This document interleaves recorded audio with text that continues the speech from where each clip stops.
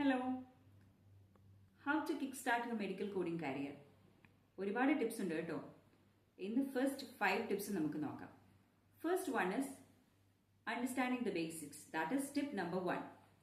എങ്ങനെയാണ് നമുക്ക് basics understand ചെയ്യാൻ പറ്റുന്നത്? As I have Z in previous videos, medical coding എന്ന് പറയുന്നത് ട്രാൻസ്ഫോർമേഷൻ ഓഫ് ഡേറ്റാസ് ആണ്.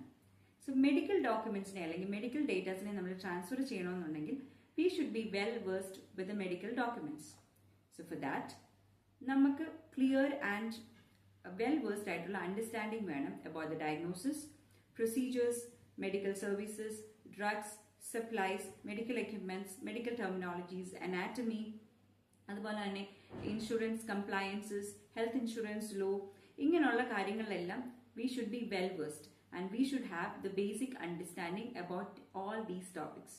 അതാണ് tip number 1. Then tip number 2, right education.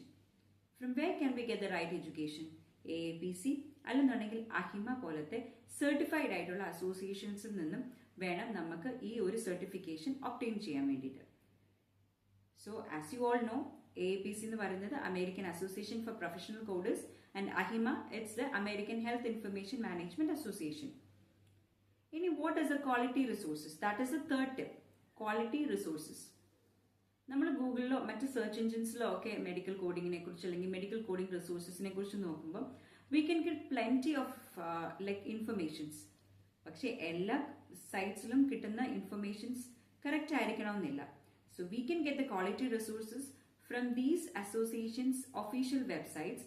അവിടെ നിന്ന് ലഭിക്കുന്ന ലൈക്ക് CUEs, അതുപോലെ തന്നെ വെബിനാർ അപ്ഡേറ്റ്സ്, അതുപോലെ കോഡിംഗ് ന്യൂസ് ലെറ്റേഴ്സ്, ഇങ്ങനെയുള്ള കാര്യങ്ങളിൽ നിന്നും നമുക്ക് കോഡിങ്ങിന്റെ എന്തെങ്കിലും അപ്ഡേറ്റ്സോ പുതിയ പുതിയ കാര്യങ്ങളോ ഉണ്ടെന്നുണ്ടെങ്കിൽ നമുക്ക് അതിനെക്കുറിച്ച് അണ്ടർസ്റ്റാൻഡ് ചെയ്യാൻ പറ്റും.